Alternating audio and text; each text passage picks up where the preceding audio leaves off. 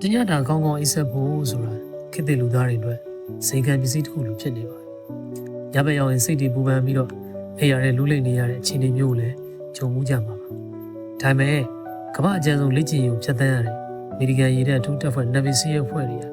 ဘယ်နေရာပဲချိန်မှာပဲဖြစ်ဖြစ်သူတို့က2မိနစ်တွင်အိပ်ပျော်ဘယ်လိုလုပ်နိုင်ကြလဲဆိုတဲ့ရှင်းဝတ်ချက်ကိုသိကြတယ်။အဲ့တော့ဒီနည်းလမ်းဟာအထူးတပ်ဖွဲ့ဝင်တွေစစ်မြေပြင်လိုမျိုးဖိအားများတဲ့ပတ်ဝန်းကျင်တွေမှာတော့မှအနားယူနိုင်မှုအတွက်စိတ်ပညာရှင်တွေကတီထွင်ပေးခဲ့တာပါ။ဒီလည်းအရွယ်ချက်ကတော့စိတ်နဲ့ခန္ဓာကိုယ်နှစ်ခုလုံးကိုတပြိုင်နက်တည်းလုံးဝအနားပေးလိုက်ဖို့ပါပဲ။သိပ္ပံနည်းကျပြောရမယ်ဆိုရင်ဒီနည်းလမ်းက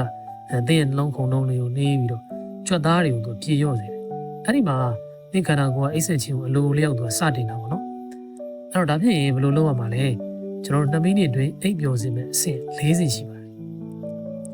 ။အဲ့ဒီနည်းလမ်းကိုနေ့တိုင်းဒါ10ဆက်တိုက်လေ့ကျင့်မယ်ဆိုရင်2မိနစ်အတွင်းမှာအိပ်ပျော်မှုသိကြပါတယ်။ပထမနံပါတ်1ကမျက်နှာကြွက်သားတွေကိုပြေလျော့သွား relax your face စက္ကန့်30အတွင်းမှာပေါ့နော်။မျက်ခုံးတွေမျက်လုံးတွေဘေးရိုးတွေပါဝင်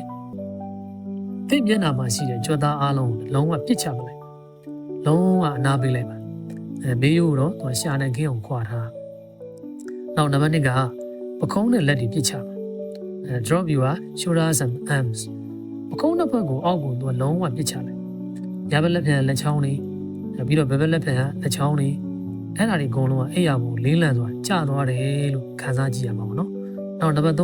ကbreathe and last လို့ခေါ်တယ်အသက်ရှူခြင်းနဲ့ခြေထောက်တွေကိုပြေလျော့စေတာခန္ဓာကိုယ်အောက်ပိုင်းကိုအာရုံစိုက်ပြီးတော့ပေါင်းတွေခြေသလုံးတွေနောက်ခြေပေါ်ဝါးတွေမှာရှိတဲ့ကြွက်သားတွေကိုအားလုံးအကုန်လုံးလွှတ်ချလိုက်ပြီးတော့ဖြည်းဖြည်းချင်းနေနေလေးအသက်ရှူသွင်းမယ်အသက်ရှူထုတ်မယ်နောက်နံပါတ်4က clear your mind လို့ခေါ်တယ်စိတ်ကိုလုံးဝငြိမ်သက်စေတာပေါ့နောက်ဆုံးစက္ကန့်30မှာသင်ကောင်းထဲမှာဘလို့အတွေးမှမရှိအောင်ကိုကြိုးစားရမယ်အတွေးတစ်ခုခုဝင်လာတာနဲ့ခေါင်းထဲမှာတက်ကတလဲလဲမတွေးနဲ့အမောင်းဆိုပြီးတော့မောင်မဲတဲ့အခန်းတစ်ခုမြင်အောင်ကြည့်ရမှာပေါ့နော်အဲ့တော့ဒီနည်းလမ်းအောင်မြင်ဖို့အတွက်အရေးကြီးတဲ့ချက်က2ခုပဲရှိပါတယ်အဲ့ဒါဘာလဲဆိုတော့ချိန်စရာလေးထားညာတိုင်းပေါ့နော်အဲ့ရဝင်ကြီးကိုပုံမှန်ထားရမယ်ပြီးတော့ဒီနည်းလမ်းကိုတကယ်လေ့ကျင့်မယ်ဆိုရင်10ရက်လောက်စက်တိုက်လေ့ကျင့်ကြည့်ပေါ့နော်ပြီးတဲ့အခါကျတော့နောက်တစ်ခုကအခန်းပူချိန်ပေါ့အသင်အိမ်မဲ့သင်ရဲ့အိမ်ခန်းကိုအခြားနေရာတွေနဲ့သူကပို့ပြီးတော့အေးအောင်ထားခန္ဓာကိုယ်ကလည်းသူကအပူချိန်ကျမှာပဲအိပ်ဆက်ဖို့ပို့ပြီးတော့သူလွယ်ကူတဲ့သဘောရှိတာပေါ့နော်အဲ့တော့အရေးဝါခြင်းကသင်ရဲ့ဘဝအရေးသွေးကိုတကယ်ပြည့်တင်ပေးနိုင်ပါတယ်ကျွန်တော်အရေးဝါအိပ်ဆက်ပြီးတော့အရေးဝါနိုးထမယ်ဆိုအလုပ်တွေလည်းကျွန်တော်တို့ကောင်းစွာလုပ်နိုင်မယ်အရေးပြတ်မယ်ဆိုရင်ကျွန်တော်တို့ခေါင်းတွေကမကြီးလုပ်ငန်းဆောင်တာတွေလည်းသူမအောင်မမြင်ဖြစ်တတ်တယ်ပေါ့နော်ပေါင်းသင်းစစ်ဆိုင်ရေးနယ်ပယ်မှာလည်း